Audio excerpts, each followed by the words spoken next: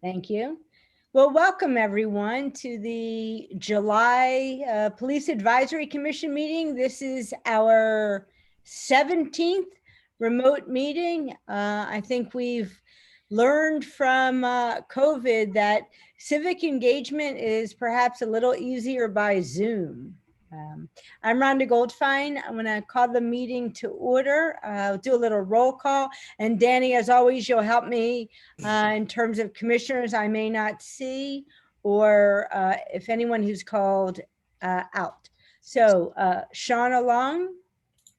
Do not see Sean. Okay. Mujib Chaudhry. Mujib is here. There he is. Hi, Mujib. Ben Geffen. Hi, Ben. George Mosey, we saw, our parliamentarian. Bilal Qayyum. Do not see Bilal yet. See Bilal.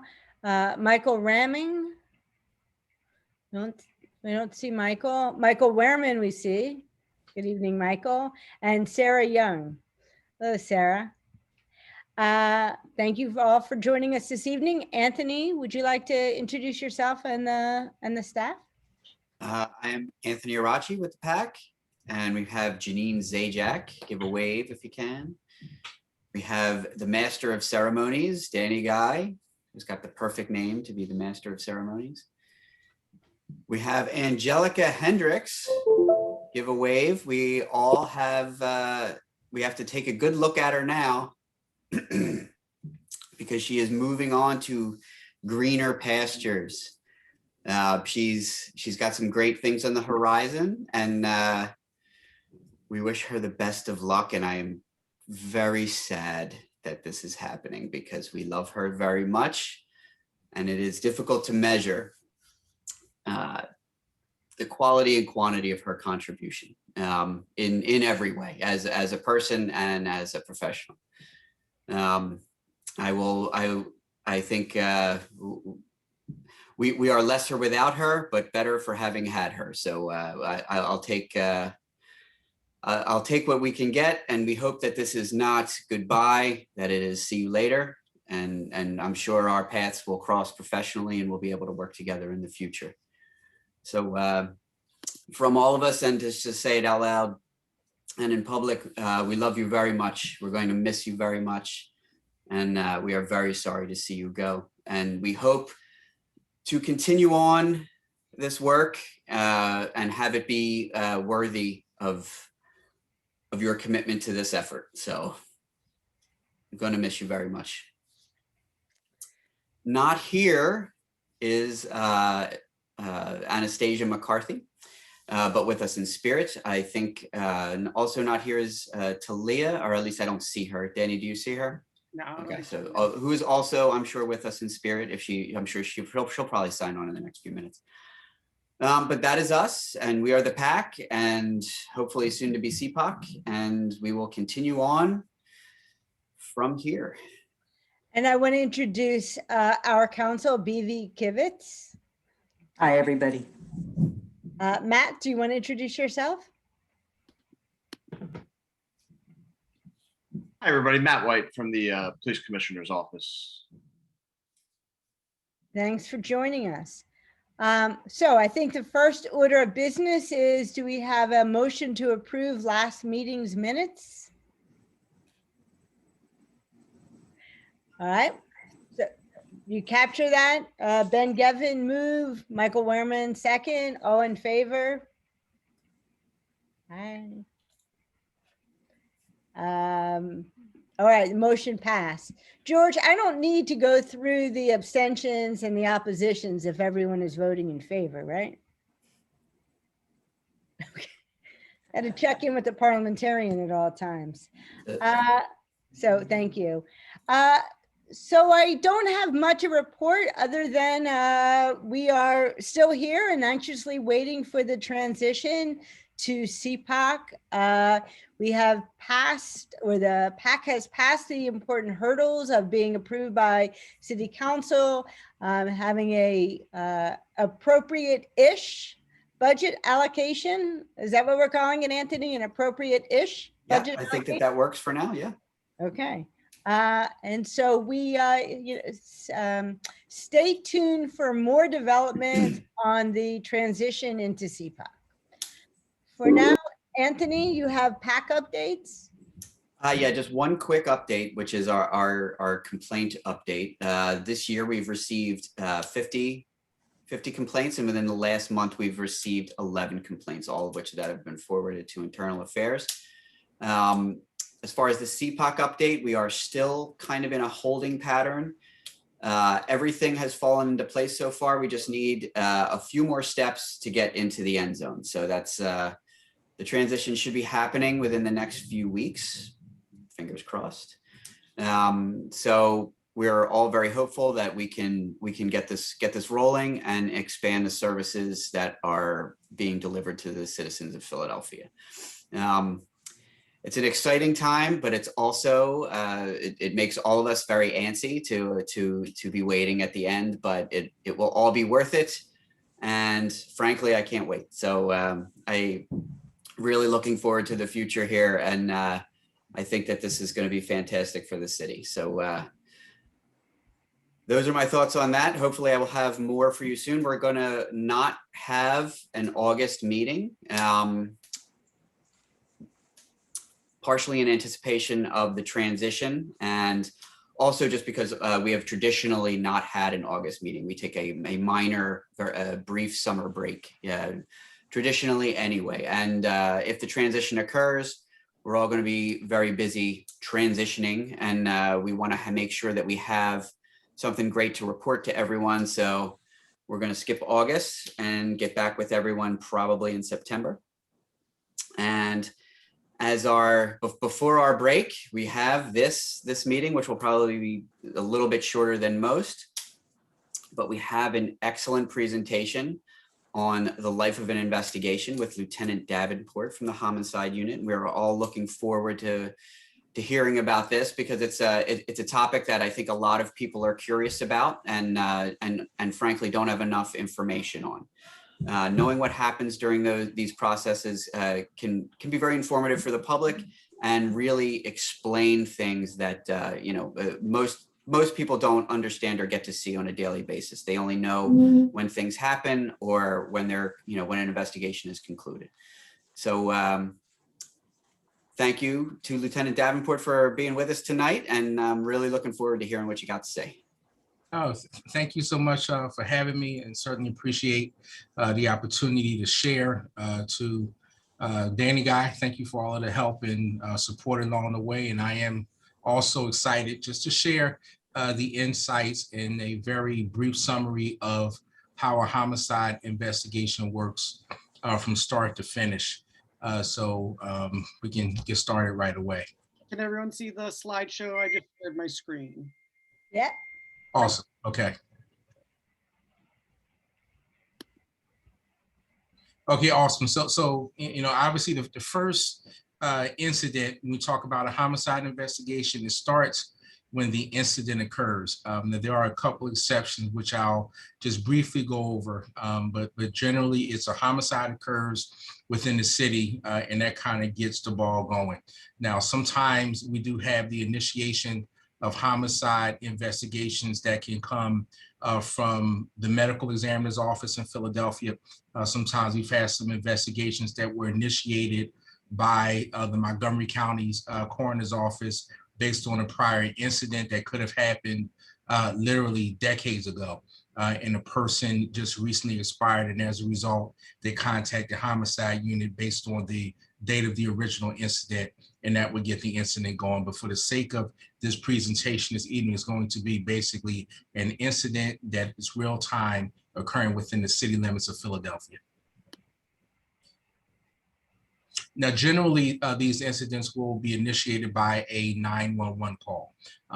We hope that there'll be a citizen there who can call 911 and provide just a brief description of the incident as best, and 911 dispatchers will dispatch that assignment out to patrol. Now, there are times we have officers who are actually designated to work in certain high crime areas or designated grids by their district commanders. And we've actually had officers, because of their location in those areas, actually heard gunshots, surveyed themselves, and as a result of their surveying, were able to happen upon the victim of a homicide, and then they in turn relay that information to police radio, which then gets the entire investigative process going. Next slide. Okay, so in cases of a civilian calls, patrol arrives. And I must say that our patrol officers in Philadelphia, I guess is maybe a good and bad, the unfortunate number of shooting incidents that they have to respond to, just coupled with the experience that many of them have in various areas. They're very experienced in their process. And I want to talk a little bit about their initial response to a homicide incident in the city. Next slide. Okay, so the first thing they do is secure the scene. That's actually according to departmental policy. And in addition to that is care for any of the injured persons on the scene. I think without fear of any contradiction, I can state tonight that the Philadelphia Police Department, by and large, transports more shooting victims, both of homicide and non-fatal victims of shootings, as well as stabbings, to a local medical facility than even our emergency medical personnel. So they're really tasked with a tremendous responsibility of making a very quick assessment concerning if there's any possibility of life and transporting any victims with survivability to a local trauma center within the city of Philadelphia, as well as any surviving victims, while at the same time having other responding officers to immediately begin to secure the crime scene. Now, securing the crime scene isn't just a simple task because they have to try to quickly assess the scope of the incident itself to determine just the right amount of crime scene that needs to be secured so as not to prevent the flow of life for everyone else in that community, but also to ensure that no critical evidence is lost at that time. And they're very efficient at doing that. The next slide, please. Okay, now, in addition to transporting victims to hospitals to receive immediate medical care, our officers are very keen in doing critical steps that really are the life and death of the homicide investigation at the scene. The first of which is identifying witnesses. They are very necessary in identifying any potential witnesses at the scene, being able to gather initial information from those witnesses, with the understanding that not every witness officially wants to be interviewed, nor do they agree to be transported to our headquarters to be interviewed. Departmental policy requires that each individual be notified that their participation in a homicide investigation is totally voluntary. So there are times when an individual will provide information to an officer on the scene, but they decline being transported down to our place for an official interview. So the officers' keenness sometimes of gathering the name, the information that they have, and even the utilization of their body cameras to be able to capture as much information from those witnesses is critical because they may be on the scene an hour before a homicide investigator may get there. In addition to that, they're tasked to identify the evidence involved in the case, which could obviously be ballistic information, blood evidence, any potential clothing, but also could be vehicles that are involved as well as houses, which we would need that information in our headquarters to ensure that the proper search warrants are obtained in order to go into any potential private property that may be associated with this homicide, and patrol actually provides that information to us.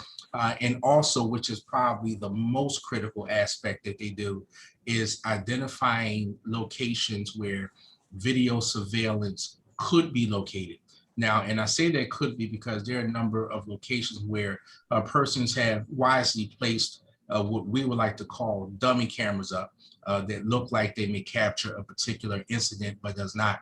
But our officers are very good at identifying ring camera locations, any potential city cameras that may be in the area, videos that belong to private citizens as well as individual businesses. So there's a lot of responsibility that the initial responding officers have to fulfill, and their engagement in this investigation is crucial towards our success. Next slide, please. Okay, so now after the patrol has secured the scene, made their notifications to police radio, which would initiate an initial situation awareness by our real-time crime center, initiate response by the detective division of occurrence, homicide unit personnel, as well as crime scene unit personnel. Now, homicide investigators arrive on the scene. It is optimal to have at minimum 2 homicide investigators and 1 homicide supervisor at a scene. We would like to have more, especially for the identification of videos, the interviewing of any witnesses on the scene, but the minimum number that we would have is 2. So the first thing they do is conduct a secondary scene survey, again, to make sure that we have this crime scene properly secured, to make sure that we don't unnecessarily have thoroughfares of traffic blocked off, impeding traffic for those who need it. Additionally, they will talk to any witnesses on the scene that may have willingly waited for them to arrive. And that's one of the first things that they want to do, because the worst thing you want to do is to inconvenience someone who may be placing themselves at risk to remain at the scene of a homicide and to be seen publicly talking to a detective. So we try to get as much information and get them on their way as soon as possible. So that's one of the first things a detective will do at the scene. I'll also review the evidence that patrol has initially looked at to determine, one, whether or not if it's really critical to the crime, if it is known at the time, to determine if maybe some other evidence has been missed. Based on additional information that maybe some other witnesses at the hospital or other calls that went into police radio that may have been transmitted to our headquarters, that information also goes to the investigators on the scene to hopefully give them the capacity to have a broader view of what that initial incident was. And also a video survey and recovery also continues. Many of our investigators in the homicide unit have been DIVERT trained. DIVERT is an acronym for digital video, I forgot what the I is, recovery training, investigative training. So they have the training in order to do that. And they're actually equipped with laptops, the proper cabling, and also flash drives to start downloading video evidence immediately at the scene. And you try to get as much of it as you can when you can, because again, you want to get in and get out, because the people who are supporting this investigation, be it business owners or residents, we don't want to place them in additional risk by giving them a reputation of helping or cooperating with a homicide investigation. And also that video evidence is crucial, which I'll cover a little bit later in subsequent slides, to talk about how that is crucial in the investigation moving forward. Now, all homicide cases, when it comes to the processing of the crime scene, they're all processed by the crime scene unit. Even in non-fatal incidents, the crime scene unit will respond to critical stabbings and critical shootings. And a critical stabbing or shooting is when the victim has been placed in critical condition upon arrival at a medical facility. Once that's been determined, the crime scene unit will come out and they will handle all the processing at the scene. Their processing include the photographing of the scene, taking proper sketches and measurements, as well as any evidence recovery, which will be submitted to the laboratory where actually they're headquartered at for any future analysis or subsequent analysis that needs to be done, fingerprint, DNA, and the like. And that's the crime scene's responsibility at all crime scenes. The next slide, please. Okay, so now video survey and recovery. Video right now is crucial pretty much to every investigation. I heard once Drew Conroy, who is a long-standing and very respected prosecutor at the DA's office, said it is the witness that cannot be cross-examined. Video is what it is. You hit play and it's there, and there's nothing can be said about it. We simply would be almost crippled without being able to capture video evidence recovered at scenes. The slide that you're seeing up here right now is a reference to a homicide that occurred, I believe it was back in 2015, in the 1500 block of North 12th Street. The victim was a female, worked at a service facility, and the assailant that was eventually caught actually stalked her because she was going to expose him for some embezzlement, and literally had a disguise on from an entire neighborhood to public transportation down, committed this homicide, and left again on public transportation. And the video trail that had to be followed went from this Temple University area down at 12th and Jefferson, all the way back up to the northwest section of the city at 16th and Bristol Street. And it was all video evidence that put this case together. So investigators have to locate sources of video. The usual sources of video can be Ring cameras, and I'm using Ring as a description, but there are other companies out there that have web-based cameras that people place outside of their residences. Video also from actual standalone systems that individuals have within their homes. Video systems that people have in businesses, and every other source, especially even the city camera. The initial homicide was actually captured on a city camera. Unfortunately, it was a panning camera in this case where it showed the victim at the scene, waiting for the bus. It panned away, and when it came back, the victim was already laid out, shot by the actual assailant. There's also recovery of video footage. Now understanding that even though this is the initial response, an investigator can actually be recovering video for days, if not weeks. The video is recovered. Once the video is recovered, the next step says it's reviewed. It's reviewed to see, where did the victim come from? Can we identify the suspect? If so, where did the suspect come from? We're looking at descriptions of the specific suspects, any vehicle descriptions that we may be able to gather from the video. Based on what is gathered from the video footage that has been obtained, there's now a need to go back out if we know that, let's say, concerning this homicide, the shooter actually traveled north on 12th Street from Master towards Jefferson. Well, then now we'll have to go south of that location to try to get some video to capture the suspect there. So it's all a matter of trying to follow and retrace the steps of the individual. So this whole video recovery and review process lasts many days, many hours. Sometimes will actually take days worth of video, and the investigators actually have to sit and watch all of that video. So there's a continual survey and further review until either we have enough video or the video itself runs into a dead end where we can no longer recover anymore. The next slide, please. Okay, and this is just an example of some of the video. Now, this is up in the northwest section of the city. That GMC is actually the vehicle that our suspect in this homicide was driving. That's actually captured, I believe, in the 39th district, and the homicide occurred in the 22nd district. Next slide, please.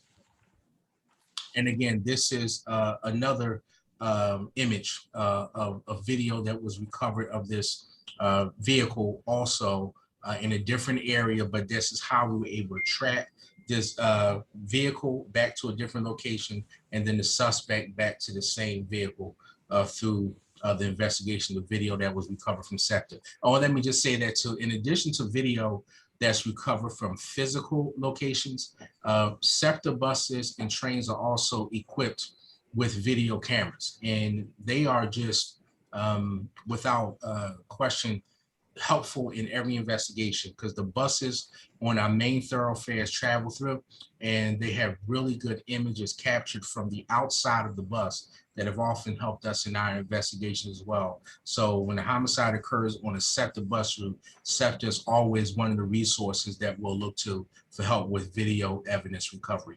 So as the investigation is working on the outside, on the highway where the incident actually occurred, there's also a number of investigative steps that our investigators here are taking inside of the actual homicide unit down at 8th and Race. One of which is the interviews of civilian witnesses. Now, that's a premium today. There are many of our cases where we have a homicide incident and we have 0 civilian witnesses at the time of the incident, and that's really not uncommon. Or we have 0 witnesses who are willing to come down to be officially interviewed. We interviewed officers and other first responders, emergency medical personnel. At our headquarters is where the video that we've been recovered begins to be reviewed. There's also cell phone analysis. Now, the only cell phone analysis that can really be initiated immediately is any cell phone that we may have a witness and say, hey, there's a picture of the guy I'm talking about on my phone. We can extract that at our health headquarters. If the cell phone of the victim has been recovered, expectation of privacy in that matter, no search warrant needed, we can immediately try to get into that phone as long as it's not locked in a way where we're not going to be able to get into that.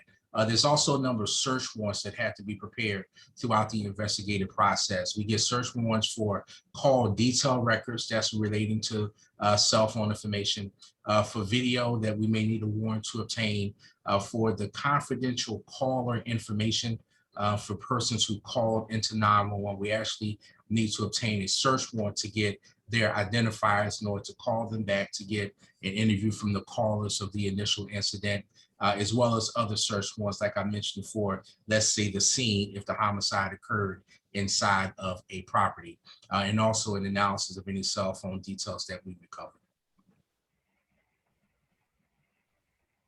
Next slide, please, sorry. Okay, so mobile devices. Mobile devices have been, and we hope will be for quite a while, useful in homicide investigations. We've kind of been warned that as phones increase and step up their security measures, 5-digit, 8-digit codes, biometric security overrides, we now actually have phones on software. The software is called the gray key. And the gray key is software that is utilized to override the security of the phone. We actually have phones on the system right now that has this program running on it to open it up, where investigators have been told it's going to be 2 to 3 years before this phone is actually cracked. So it's not as immediate as some would like to believe. Some phones have taken years to open, and some honestly will never be open. But for most cases, it's usually 3 platforms: the Android platform, the iOS or Apple platform, as well as the Windows devices that we see often in our investigations. Next slide, please. Okay, this is just an example of some of the return data that can be acquired from a phone. Primarily in the homicide unit, when it comes to extracting a phone, which is really pulling the data from the phone and putting it in a readable form that can be analyzed by the investigators. The software program that is pretty much used within the Philadelphia Police Department is Celebrate. It is a software program that attaches to a general PC, and once the phone has been opened up, you plug it in, it extracts all of the data and puts it in usable forms based on the apps that's on the phone. So you can have the details of the contacts, the calls, any photos, any videos, any apps, as well as the times that these programs were utilized on the phone. Many people have become wise to the fact that one of the first things that law enforcement is going to do is look into the phone to see the calls or the messages that's been communicated. So there are a number of apps that are used now to circumvent that process. So Celebrate really allows it to be formatted in a usable way where we can get a quick look for what it is to see if we can get the leads that we need to quickly identify a suspect or a motive for the homicide. Next slide, please. And that's just an example page of the data and how it returns once Celebrate does the extraction. So that's just an example of what it looks like. Next slide, please. Thank you. And I'm not even going to begin to try to go into explaining that. Yeah, I had my tech guys help to put this PowerPoint together for me. So, of course, they wanted to throw in a little bit of their work. But what that is actually an example of a call detail record.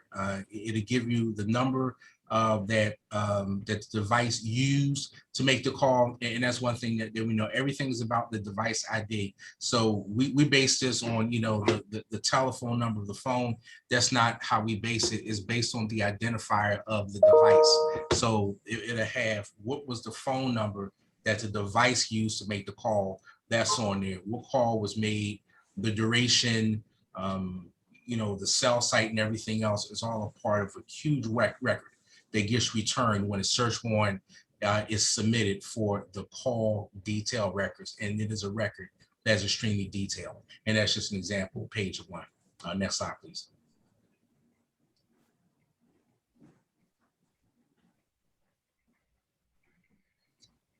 Perfect. Okay, so call detail, right? So call detail records. They require a search warrant. The only time a search warrant is required is for in case of the victim, no exploitation of privacy there, or when persons bring their phones in and say, hey, I have critical information to give us a consent to extract that. Other than that, it is done by a search warrant. It is done by a search warrant. It is associated generally with either a phone number that we have obtained from receiving other call detail records, and we now want to get the call detail records and the subscriber information from that number, or it can also just be associated with a device. So once we get a device, if we're able to crack it and get the number, then we'll submit the search warrant for the call detail records. Now just as a matter of a perspective, an investigator can submit for these call detail records, and these records may not be returned until the investigator has been assigned 2 more homicides. It can be months before these call detail records are returned. Most of our major carriers have a limited number of persons who are providing this information, and it is on a first come, first served basis. Now, there are some extreme cases, certainly, cases relative to public safety, there's a kidnapping in place where the exigencies can be explained, where maybe they will bump that request up a little higher on the list, but generally it is a matter of weeks, if not months, before this information is returned back to the investigator for analysis. Next slide, please. Okay, and this is just an example of what T-Mobile sent back to an investigator in reference to that, and just some of the columns of information that the investigator can have to see what was actually happening at the time of the call. But we'll pass on to the next slide. Okay, Google location history. So in addition to information that is gathered from telephones, Google has an abundance of information available mostly through our mobile devices. Most of us have a number of applications that are in operation on our phone. And many of us, and I know I do it, and they say you really should not do it, but most of the time we have our Wi-Fi on our phone, and we don't realize it, but every time our phone passes another Wi-Fi, there is a connection between the two. It can be the updating of an email, it could be the sending of a text, it could be the receiving of a notification, but most of that is actually done through Google. So in addition to call detail records that are connected directly to the phone, there's also information that can be received once we have a target identified that we can get through Google location history. And that also provide us the information, usually from the individual's Gmail account. And that's also another tool for investigators. Next slide, please. And that's just an example of some of the data that was processed from their Google location account. Okay, now this is a visual analysis also of that Google data, and that's going to tie into the Google fence. But this is a visual of something I'll talk about over the next couple slides. But basically, there's a pin in the middle, which kind of describes the location of the incident, and then you're looking at video timestamps of the individual. So that's also part of what the investigator does to triangulate the location that they're looking at, and to be able to pinpoint the information that they're going to be asking of the subscriber companies or from Google, because you don't want too little to miss the information, because you can miss an opportunity and blow your case, but you don't want to get too much information, because as a result, it's just be way too much to examine for an individual investigator. Next slide, please. Okay, so a Google geofence, and I guess the easiest way to try to explain that is when you think about a fence, you think about a barrier or a general boundary. So based on what can occur, an investigator will ask for a geofence, which would just say, I want this boundary, and they'll generally put it in a Google map. and they'll say, I want every device connection in this area from this time to that time. It can help to really limit your suspect pool. It can help to give you leads if you don't have any, but it's really critical in ensuring that you're really looking at the right people if you have people to look at, or sometimes you're able to eliminate people based on what's in that geofence. So it's also through Google that this request is made. Next slide, please. Okay, so what this is an example of the results of the mapped results that was given to Google. If you see that it really is shaped in a circle. So the request is made in a circle, in the circumference, you kind of see that that's what was the devices that's found within that given area that was requested. Now based on the location of the device, we can see it inside of a home and it didn't move. Okay, well, some of those can be eliminated. It's just a person at home at their given location, but there are others that will come into this fence and will leave the fence. And based on the time of the location and the direction that the phone moves, it can give us indication as to whether or not it's the suspect's phone or the victim's phone or a witness's phone or device that can give us some directional leads in the investigation. So this is just an example of the results that was provided as a result of that request to Google. Next slide, please. Again, this is another example of Google geofence data that was provided, and it was after they, let's say, analyzed the last page where they kind of eliminated what wasn't, got what should. Okay, so now they've narrowed it down to a few, and they say, okay, well, give me these individual accounts for this given time period. And you can see that the device was able to make contact from the location, where they left, which was up in Northwest. You see near Germantown and Worcester, and it was able to track it all the way down to the scene of the homicide in Longcrest, and then to leave and go back to another location. So it is really invaluable information to an investigation, and certainly when this type of information is presented to individuals, it's really damning in many cases to refute lies about where they were or where they weren't. And this is really a huge plus for investigators. Next slide, please. Okay, and again, I won't get into the technicalities of it, but essentially every time there's a call made, there is a record made of that call when you talk about from a device to a tower, and all of those records are what's presented to the investigators when they requested by the search warrants. That's where those records come from, those calls recorded by cell towers. Next slide.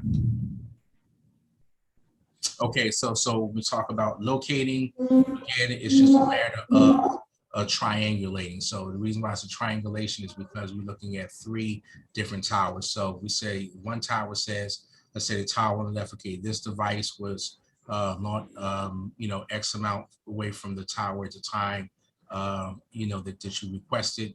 This one was this distance, and the top one was this distance. And you can actually triangulate latitude and longitude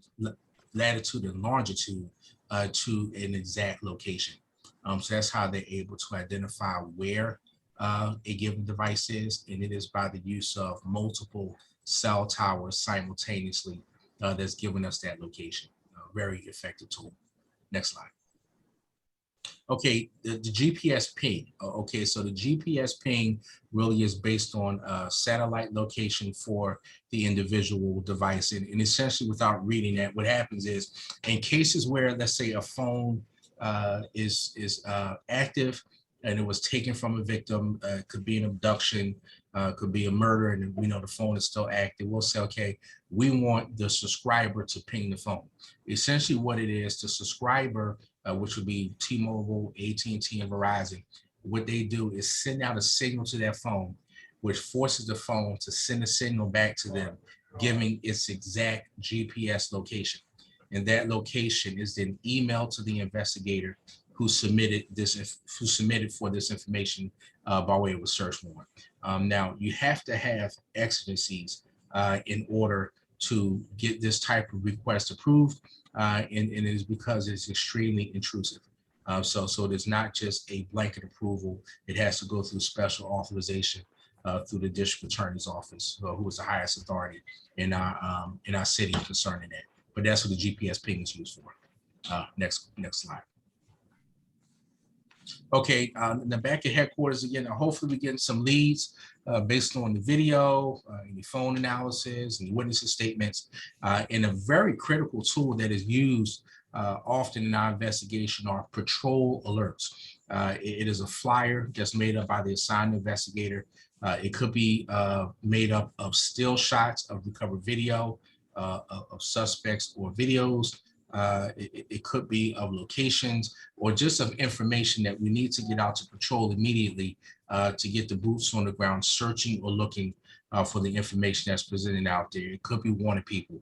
We send these patrol alerts out 24 hours a day, 7 days a week. It goes to patrol operations by way of MDTs. It goes to our email accounts. So it's an immediate way to get this information out to our police personnel. In addition to that, there's also traditional media and social media that any video media releases that needs to get put out goes to.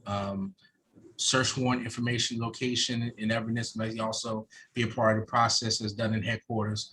And we hope to get an arrest warrant. And when that arrest warrant is done, I'll talk about that whole approval process. But that's also things that take place at our headquarters throughout the course of an investigation. And of course, sometimes it can be a matter of days. Sometimes it can be a matter of years, but there's always an effort to bring justice to the families and to get you the truth of what happened to the victims. Next slide. Okay, so video editing. This is a huge tool because most people like to see what happened. Most people want to see a video of what it is. So we really put together what we like to call crime commercials. And we put a lot of these out on our social media outlets, and they get thousands upon thousands of hits every time they go out. Now, it's always done with a purpose. So if you see the slide on the left, you see that there's a handgun with the red sleeve, and it's almost like an assault type handgun rifle. Well, it's very distinctive, you know, so anyone in the area who has any knowledge of who this person is would say, yeah, that's such and such. They usually have that type of weapon. So we circle it to call the attention of the viewer to that given area. And even if you see on this slide, the center slide gives them just a brief synopsis of the crime, the DC number, and the investigative number. For us in Homicide, because we have the Philly Unsolved Murder page, the cases are listed by the DC number as well as the name. So as much information as we can provide in that slide allows people to follow up in case if they want to submit tips or want to submit for any rewards. That's why the information is provided there. And we'll also give a description of whether or not it's a victim or if it's the subject based on what's wearing in an arrow to hopefully get some follow-ups in reference to that. The next slide. Okay, now this is going to start playing, and this was an example of a media video release that was from a homicide back in 2011. It was in a convenience store at Front and Girard, and this was pretty much one of our first real success cases for a very horrible crime. You know, so we see as a part of the video, there's some description. You see male with shotgun wearing a dark baseball hat with Armani written on it in white color. So in case that they didn't pick it up, it's put out there so that that information is there for anyone who's viewing the video. All right, he's pulled the shotgun from out of his, it was actually in his leg. So here he is pointing it at the store owner during the commission of a robbery. So anyone who would have some ideas of who these two people are based on what is seen, they may be able to give us some insight concerning what it is. There are times when, in addition to a single video, now of course it's going to stop short of showing the actual crime. That's why it switches to another camera angle. But you know, again, you see right there, it says male with dark hooded sweatshirt is wearing a watch with a pink wristband on there. Well, that was critical in our investigation because you don't have a lot of males walking around with a watch on with a pink wristband on. But that was also very helpful to that. And the video in this particular homicide was extremely helpful in being able to get this individual job in.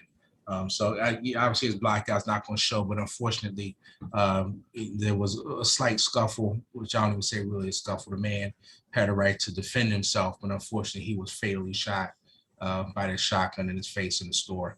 And once the video was released, in under an hour, I believe, we started getting tip calls about the potential identities of these two individuals, and we were able to make an arrest on this case. Next slide, please. Okay, so videos. You know, the video, we send it to where the people are that watches it. YouTube, Instagram, you know, Twitter. We put it out on Facebook. For our internal purposes, it'll go to the electronic roll call. There's video cameras and monitors rather in every roll call, so we put it out on there.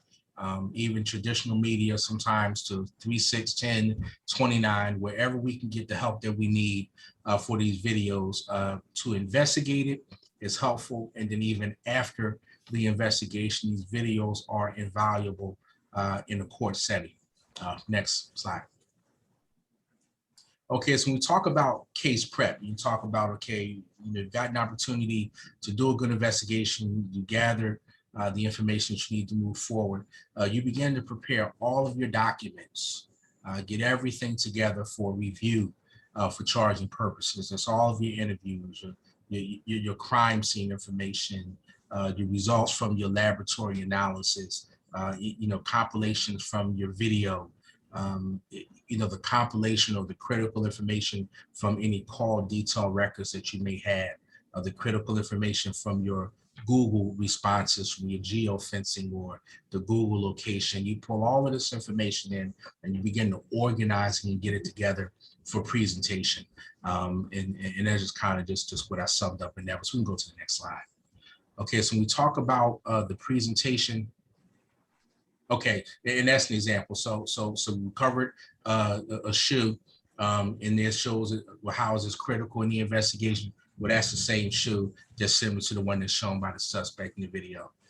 This hoodie was worn during the course of, you know, obviously the homicide robbery and the GameStop. We were able to recover that. So that's also a part of the presentation. We put it on a mannequin, photograph it, the jury get to see it. And we also recovered video of the suspect wearing that same sweatshirt during the commission of another robbery. Okay, you can go to the next slide. Okay, so the case review. So we talk about how a homicide case is improved. It's not like it is in the division where you just put all your information in, you submit all of your discovery to DAC out for approval. In our homicide cases, the case file, all the information, the witness interviews, the video, everything else, it gets submitted to the district attorney's homicide unit to be reviewed by either the on-call ADA or the chief of the unit, or both. It's actually 3 that actually makes those approval for charging decisions. But before that's even happened, it first gets reviewed by that investigator's immediate supervisor. After it goes to the DA's office, the DA's unit supervisor reviews it. Oftentimes they may send back, okay, in addition to this, we want this witness interview. Okay, well, based on what you gathered here, we want you to get this person's phone records. So it isn't a rubber stamp by any means of an investigator's work, but rather it is a good initial cursory review to see where further work needs to be done, and that information is rarely provided to the investigator by the reviewing ADA assigned to the homicide unit, the DA's office. Upon the approval of the charges, they say, okay, you have enough, you know, in order to bring charges against the suspect in this case. They will then send the appropriate charges down to DACAL. Our investigator will come back and submit their probable cause to DACAL, and the charge will be approved because those charges have already been sent down to them by the homicide unit of the district attorney's office. Then they will actually swear out that warrant before a magistrate. Now, the magistrate just reviews the arrest and search warrants for accuracy and completeness, and they swear to it, and then it gets approved. At the time of arrest, and this is another sometimes delay in the process, sometimes it's years before we're able to make an arrest on the case, meaning obtain charges for arrest, but it can also be years before we actually get the suspect in custody. But when that happens, there's a preliminary hearing before a MC or municipal court judge. And essentially, that's just an initial hearing to determine whether or not this crime has been committed, and is it more likely than not that this is the person who committed it.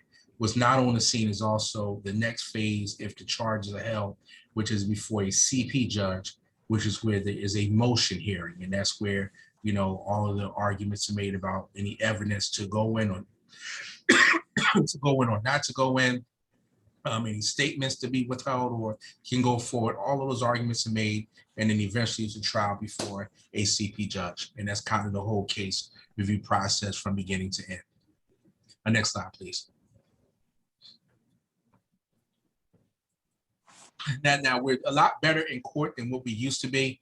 When we first started this, we used to actually have homicide detectives taking like 55-inch television monitors over to court in order to show their video evidence, because the courtrooms weren't equipped for it.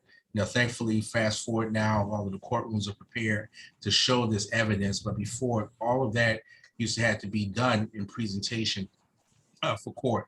In addition to, obviously, we're not going to ask anyone to watch hours upon hours or days upon days of video. You just have the compilations of the critical portions of it that's needed for court, even though all of it obviously is turned over for discovery to the defense. But all of these things are put together in order to have proper court presentation to make it as simple and easy for a jury to make a decision as possible. Next slide. Okay, again, here's the sweatshirt again that you have on the mannequin. You see it's identical to the one that he wore during the robbery. And that's really good for a jury to be able to see the connection between the two. Next slide. Okay, all right. That is it.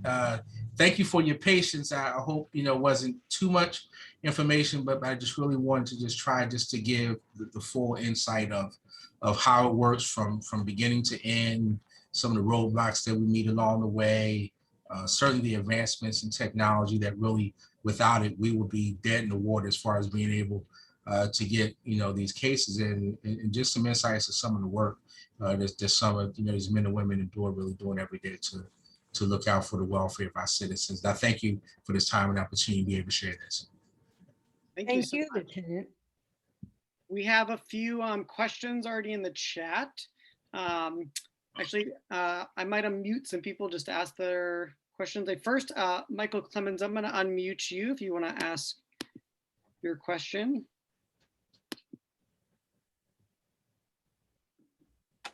Thank you. Appreciate that, Danny. I was wondering about digitization of evidence. Do you digitize the characteristics of the evidence? So, for example, phone numbers, ballistic information, fingerprints, etc., so that you can use computers to compare cases? Or do you just rely on the memory of different police officers? Oh no. So everything is memorialized, and even how the discovery is transmitted from the district attorney's office to the defense, it is done in electronic form. So all of the written reports are scanned in. All the lab reports are pretty much generated by a computer and printed out on paper. Everything pretty much now is in a file of one sort, either the ones we have at the homicide unit, the ones over at the criminalistic lab at 8th and Poplar, the ones that the district attorney's office has, and even body camera footage just recovered, video surveillance recovered footage that was covered, and even like all of our phone information that we get, it is actually given to us in a digitized format.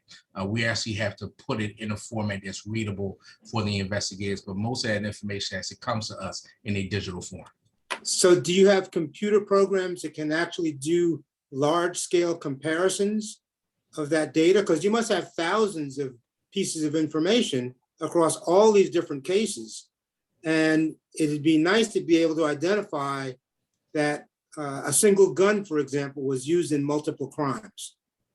And the only way that I can understand to do that would be to have specific characteristics of all of those ballistics in the computer and have the computer be able to do those comparisons as opposed to relying upon somebody who's in the ballistics forensics unit. Right, and thankfully the department's already doing that, and is with the help of, we have many partners, one of which is the Bureau of Alcohol, Tobacco, and Firearms, and they utilize a system known as NIBIN, and they actually will do those ballistic comparisons for us. They have been able to link cases that we would have otherwise have had no idea were connected had it not been for their investigative help. They have the resources to be able to do that. We've been able to link homicides that with other shootings that occurred literally within minutes of others within other divisions. So that is being done on the ballistic side. Now, there's still other work being done in other areas, particularly with information, but even departmentally, we've come a long way with our intelligence bureau, with our databases that we have, where we're more readily able to link suspect in cases, link the fact that they were a witness in one case, now they're shooting victim here, or they were on the scene at this given case. So the information sharing is improving. How this information is being kept electronically as opposed into one investigator's mind or in a notepad. Thankfully, we're moving away from those days. There's still a lot of work to be done, but we're certainly heading in the right direction. For those questions, Michael. Thank you. Miss Annette, I'm gonna unmute you.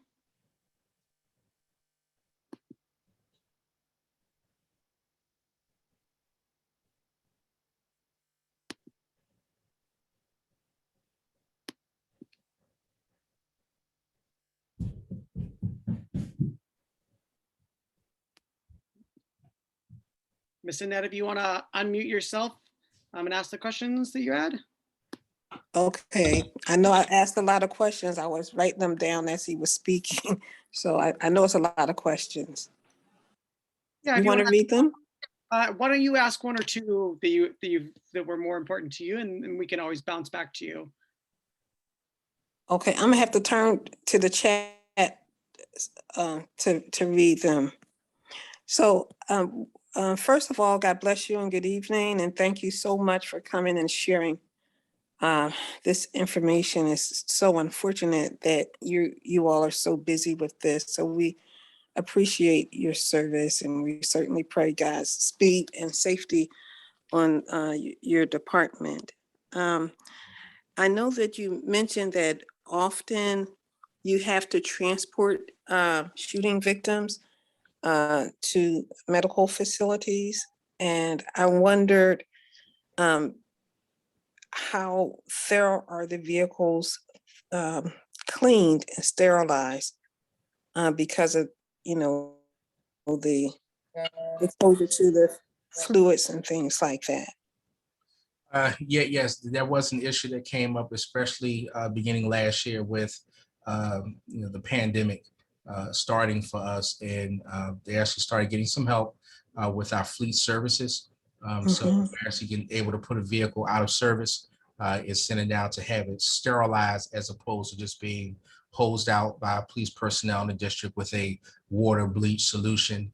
So that is something that is available to police department as well as to medical personnel. And the way our vehicles are actually made up, it's not like a normal vehicle would have, like with a regular cloth or leather back seat. Is actually designed to be able to be more easily and readily washed out and clean. Both the EPW, which are the wagon type vehicles, as well as RPCs, which are the vehicle passenger type vehicles. It's just a one-piece plastic seat that's very difficult to have creasing or pooling of any fluids to wash it out. But in addition to a basic washout, which was most of the time occurred in the district, because of the COVID and those infections, our fleet services also open up resources to the police department to ensure vehicles are properly sanitized. And it's not just for the sake of a shooting victim that's inside, but even just for the regular transportation of citizens to try to ensure people's health and welfare as best we can.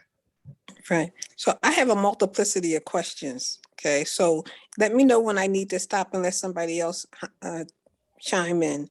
These questions right now are reference to the camera surveillances. Yes. So I know that some of the lamps, the street lamps, have cameras. I wanted to know, do you have any idea how many you have? The other thing is like the door ring cameras, because sometimes like any kind of movement that goes on in front of a person's property or in that vicinity, the camera will alert the owner of a property's phone.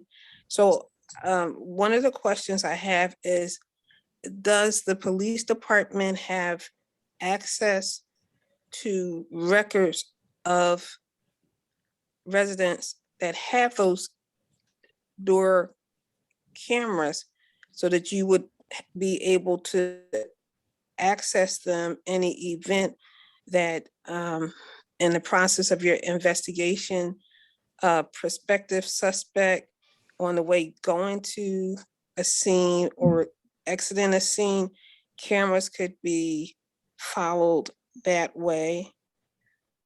Another question I had in reference to the cameras, you mentioned about an incident in the Temple area where you saw the young lady standing, and then you said that the camera panned.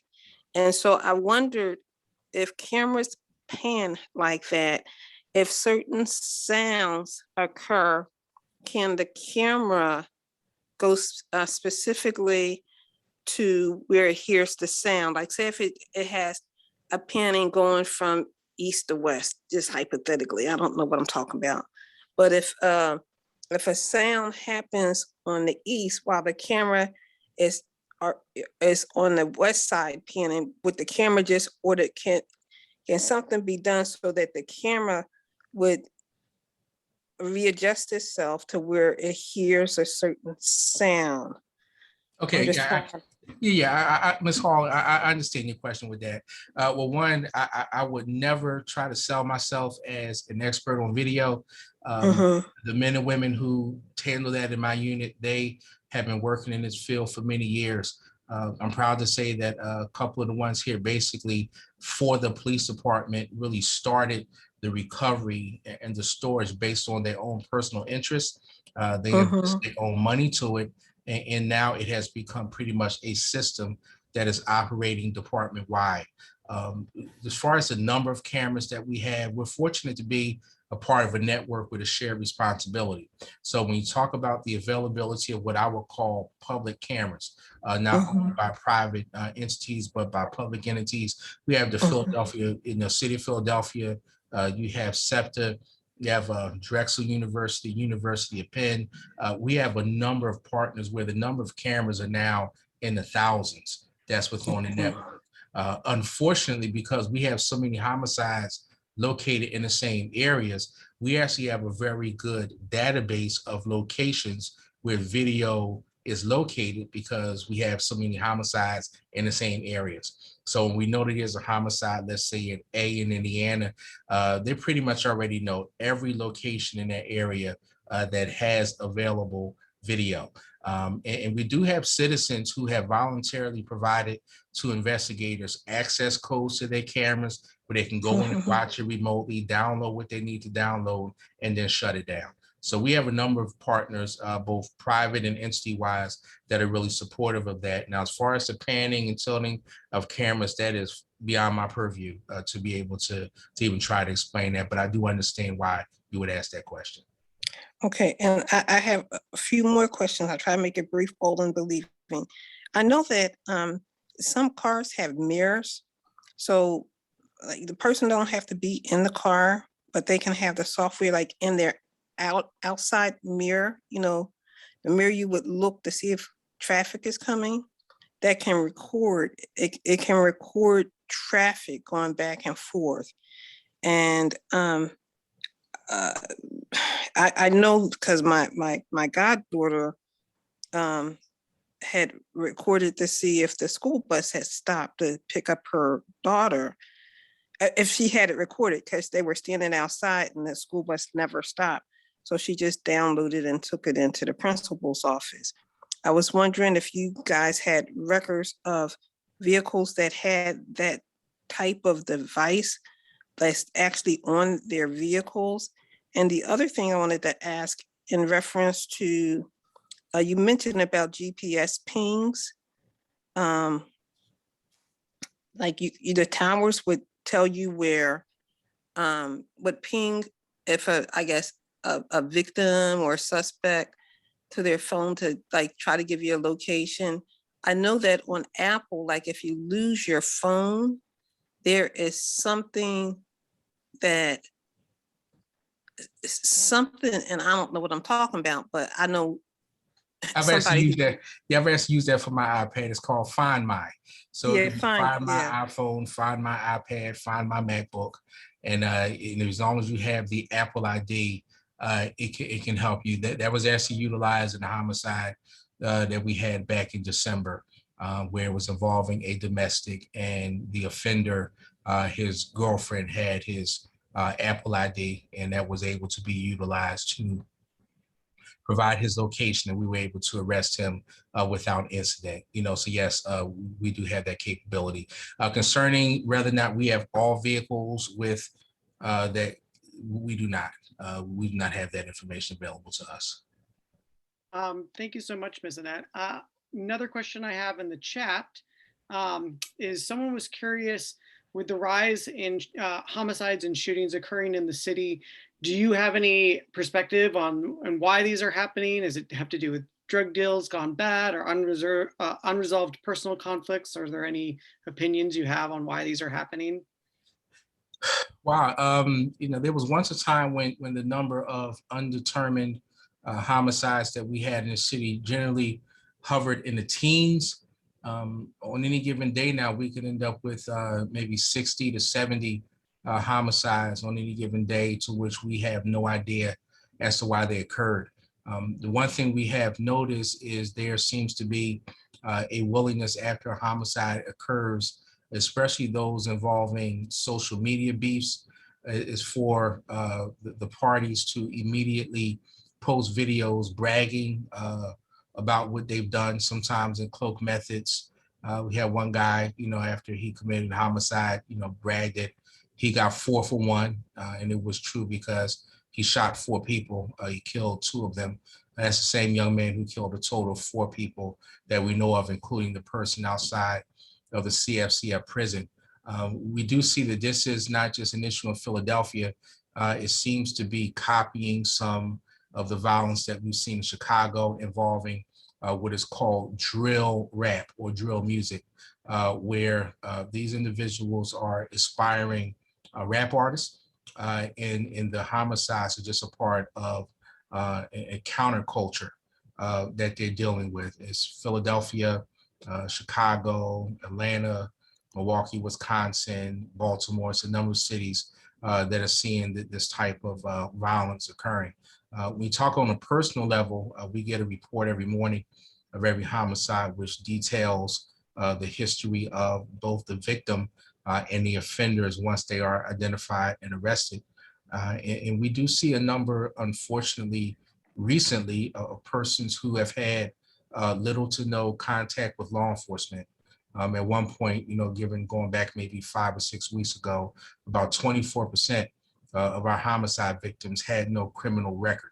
And that's really troubling for us, not to say that it is justified for a person with a criminal record to be killed, but sometimes an individual's high-risk behaviors can contribute to their own death. But we're seeing now persons with no record, no 7548A stops or pedestrian stops being murdered in the city.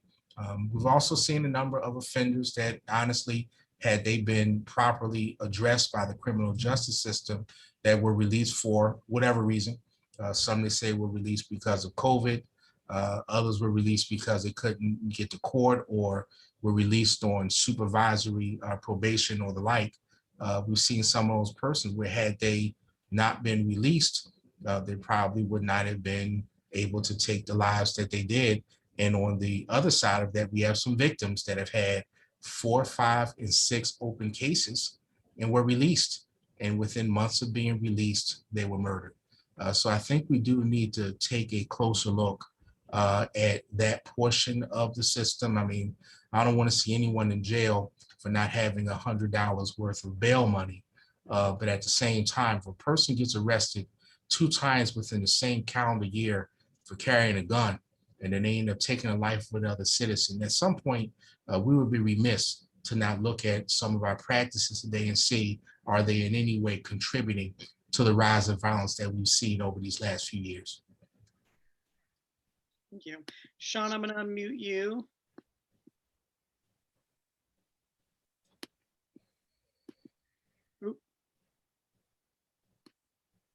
Hi, there's a couple questions that I have for you.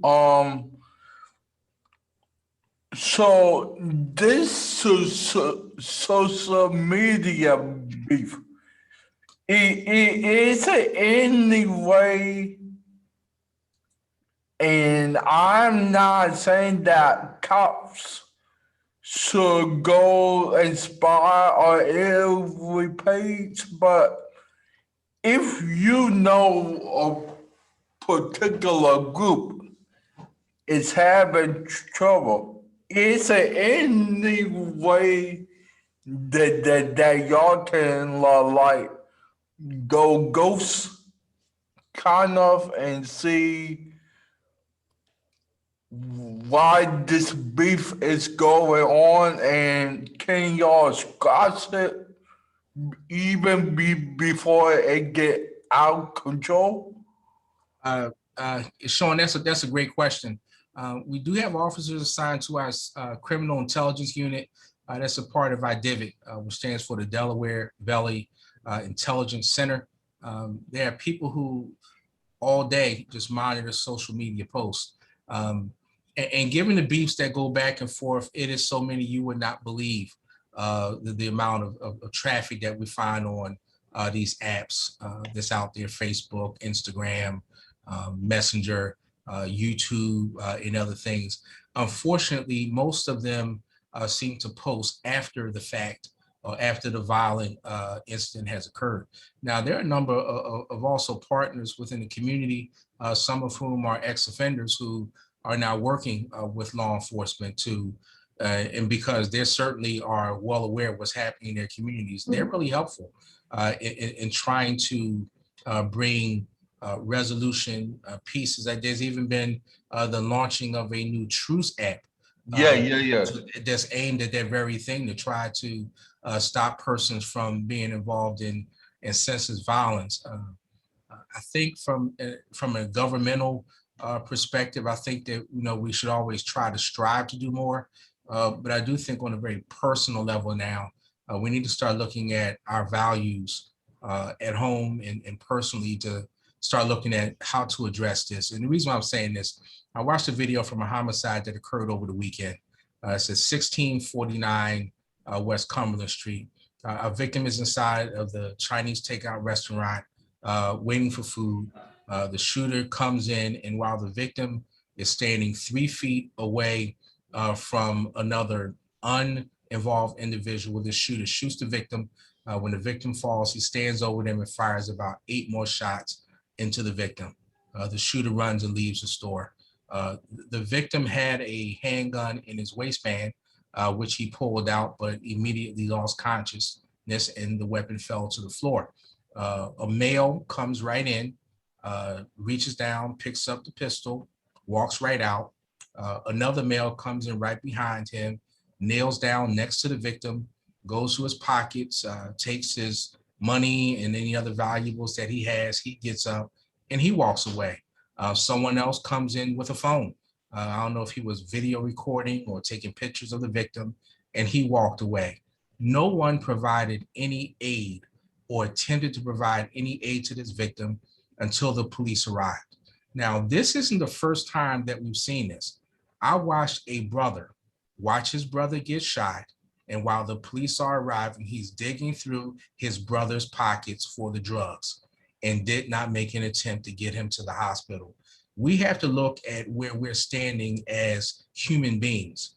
It's not just the people who are committing these crimes. It's not just people who are turning a blind eye.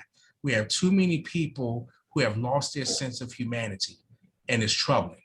So there has to be a voice that's going to rise up and say, enough is enough. We have to take responsibility for our own actions, whatever they may be, but we need to start understanding that what makes us a civilization is civility. And we're starting to see a lack of that. We're watching people die on the street. I saw 24 people surround the victim in a 3100 block of G Street. He was shot in the back of his head by someone he was just in conversation with. I watched no fewer than 24 people take pictures of him. Some of them actually took selfies with him. They held their camera up while they turned their back to him and snapped pictures in order to post it. That's a problem. And it's more than just a police problem. It's more than just an enforcement problem. Wow. It's a values problem. We need to begin to start talking about the real issues that we're dealing with in society. And until we do that, we're going to continue to see this increase in numbers because there really is no value for life. And the tools that many of the tools that law enforcement have had for years are enforcement related. We all know now that a police officer can see a person with a weapon. Unless that officer knows that that person is prohibited from having a weapon, that officer cannot stop that individual. So it's a different game now. So we need to start looking at ways to start addressing as a whole, what message are we sending to our young people? The average age of our homicide victims, I believe, is 24. So it's not children, but they're still young, 24. We need to do better. I wish I had more answers, but I don't. But I can really say that it's becoming disheartening. Even for some of the investigators that have been here 15 and 20 years, they say it's a huge difference in going to a scene and trying to figure out what happened than it is to push play and watch someone take another human being's life without any remorse at all. It's even troubling them. I wish I had more answers, but I don't. In AR, but then given that Apple is so private, how do y'all obtain the videos if Apple refuses to give you access? Well, Apple has never really refused to give us access. It's just that you have to be very specific with what you're asking for. So if an investigator does not know what they're looking for with a given device or a given time frame or who it's associated with, they can't even make that request. But generally, when requests are made to Apple or any other provider of information, that information is provided. It just takes time. I really wish we could get a shorter turnaround time. I just hate when we get back records, 6 weeks, 2 months after the fact, and especially when you go to get video and that video has now been overwritten in the system and we can't capture that. It's really frustrating, but we do get what we asked for. For those questions, Sean. Bilal, I had you were gonna ask a question. If you want to unmute yourself. Yeah, good evening. It's good to see you, Lieutenant Davenport. I got a couple quick questions, and some of them you might have reported. I came on late. How many detectives do you have under you now?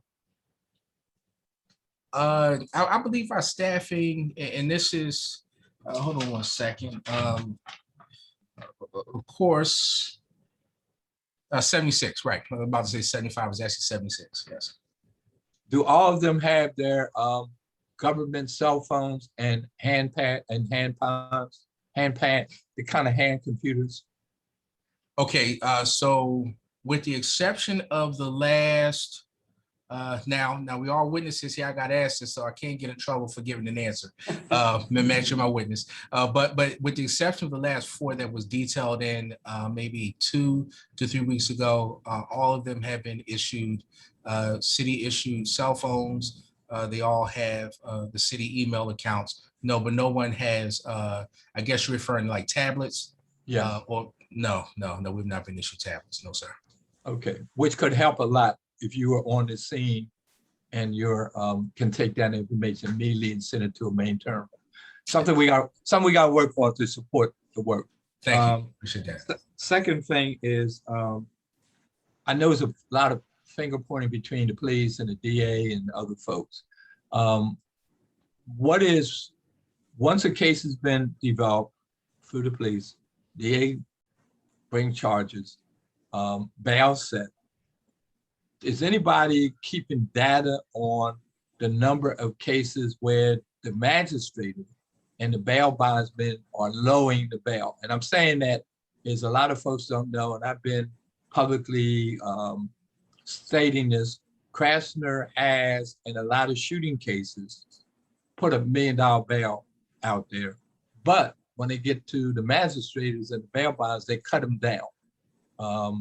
Is anybody keeping data on those number of cases?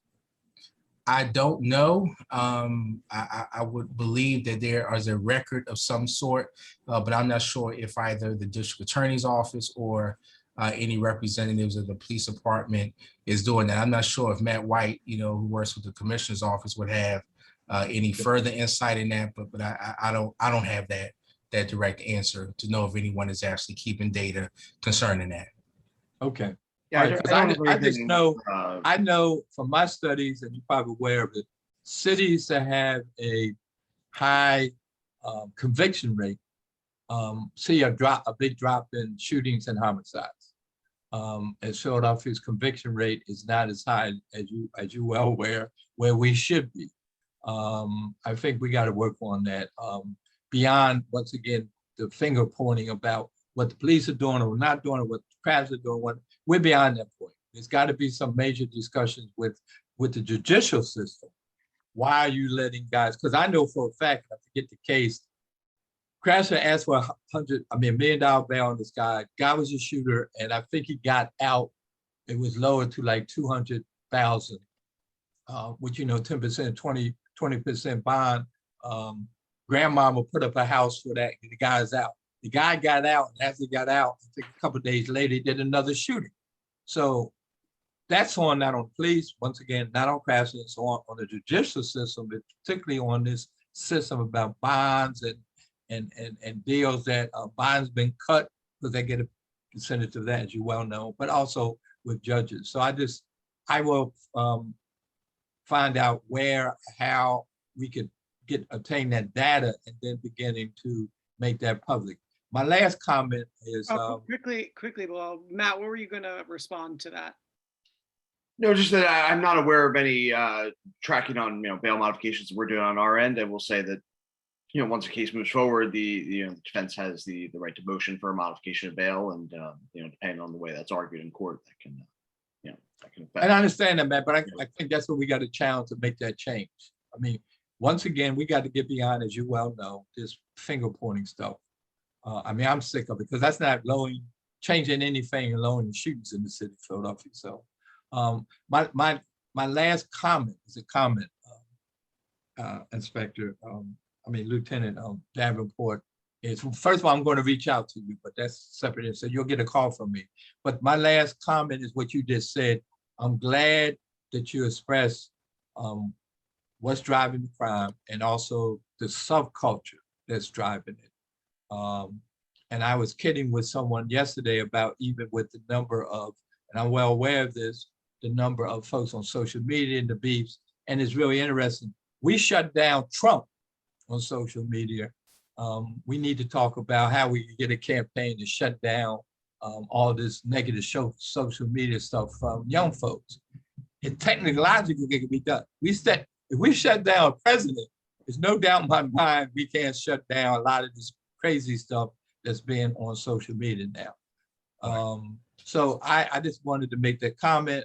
I think that maybe too, I don't know how we could do it, but those comments you made about what you're seeing on video and the coldness and the disheartenedness of folks when they come across shooting victims that ended up probably dead, how we can make that also public discussion. Now, I know it's a little tricky, but people don't know that, what you just said. Some people in the hood know it because they see it, but the general public don't know that. And I think that might be a good discussion issue, discussion point with people in the public to know how coldness and the disheartedness of folks that are on scenes. And we got to embarrass them. We got to figure out how to embarrass them. So that's my comment. Thank you very much. Thank you. Appreciate it. Danny, do we have more questions? Looks like I have another hand raised from Ms. Annette again. Hold on one second. Okay, all right. I wonder if there's mental health treatment for the police officers. You guys see so much on a daily, and I just, not necessarily just those who are involved in shootings, but is there any general mental health treatment that officers receive? And also wanted to know about like reward monies for people who report crimes, as well as compensation to family members who has had a loved one killed. Let me see. And I just wanted to know about the increase in the flow of weapons. It seems to me that there's a excessive flow of illegal drugs, whether people buy them legally and then sell them.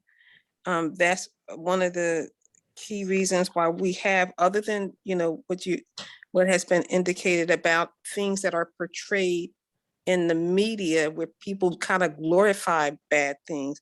And then my final question is, I think that folks don't know the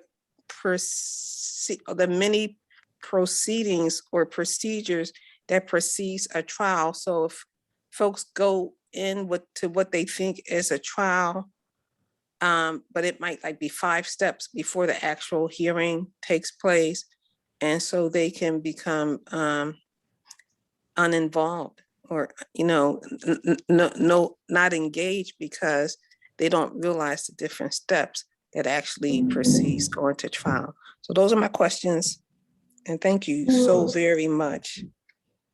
Again, Ms. Hall, thank you. And yes, just to reference your question about the officer's mental well-being.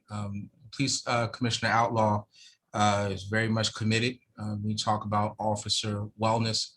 We have a whole new wellness program that's begun to be initiated, and we had a doctor who's been hired to come on board with the Philadelphia Police Department. Is going to spearhead those efforts to ensure just the mental, emotional, psychological well-being of the men and women in the police department. And it's long overdue, and I'm glad to see it come to fruition. We've always had the employee assistance program, but this is certainly a more strategic program to really identify officers who may be in trouble, and also provide systemic measures to keep people from being able to go over the edge. Officers really do see a lot, and it is good to ensure their wellness in the process of serving our public. As we refers to victims support, every homicide, every victim of homicide in the Commonwealth of Pennsylvania, their families can submit for support from the Pennsylvania Commission on Crime and Delinquency. It's a fund that's put up by monies collected from people who've been convicted of crime. $6,500 go towards funeral expenses. There's loss of wages expenses, availability for counseling for children, spouses. Sometimes there's support financially to help with relocation and other means that are needed. And we have a victim assistance officer here in the unit that provides this information, as well as a number of community-based service agencies that reach out to family members of homicide victims to ensure that they are both aware of this program and support them in the preparing of any documents needed in order for them to get any support from the PCCD. Concerning witnesses, every witness of a case, including family, once an arrest is made, the district attorney's office then kind of takes control of the case, and they notify the witnesses as well as family members as to what is to be expected going forward. And certainly we all know the pandemic has thrown a huge monkey wrench in the criminal justice system throughout this nation and even this world. And I'm not quite sure how it's going to be remedied. I mean, during the pandemic, people will still be arrested, people are still charged, and all of those trials kind of been on hold. So how we're going to move forward, I honestly don't know how it's going to do it. I mean, it's on so many judges on the bench, so many courtrooms available. I don't know how it's going to be done, but we certainly need to work on a process to ensure that we're able to get these cases through, because people deserve and have a right to a trial that's speedy, and I would want one as well if I were a defendant in the matter. And yes, there are a lot of guns flowing in and out of Philadelphia, but one of our partnerships with the Office of the Attorney General of Pennsylvania, they actually have a gun violence task force that's been put in place, and they have really committed a lot of resources towards identifying straw purchases, people who are putting ghost guns on the street, and they are prosecuting them on the state level. So there are steps being taken to address the flow of firearms in and around the city. It's just unfortunate that the demand and the ease of availability, I'm not sure if some of the monies that people received over the course of this year, some in the thousands, I'm not sure if even some of that money is going to just the purchase of firearms, but they're just out there. And we really going to need to try to figure out what we need to do to hold people accountable for putting these weapons on the street, and those also accountable for carrying them. And that's certainly ultimately where the culpability and the responsibilities lies. But thank you for your question.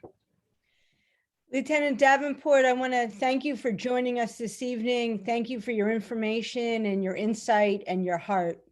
We're all better from having heard your presentation tonight. Thank you for the opportunity. I appreciate it. Thank you. Thank you. Thanks, Lieutenant. So as Anthony said at the beginning of the meeting, we're going to take a pause in August as the PAC hopefully transitions to the CPOC. Please keep your eyes on the Police Advisory Commission's Facebook page, or if you're otherwise in touch with us, and Danny, of course, will keep folks posted on what's happening next. With that, do I have a motion to adjourn? So I see Sean's a motion. Do we have a second? We have Mojib as a second. All in favor? All right, meeting is adjourned. Have a safe summer, and we'll be in touch. Take care, everyone. Thank you. Have a good night, everyone. Thank you. Good night.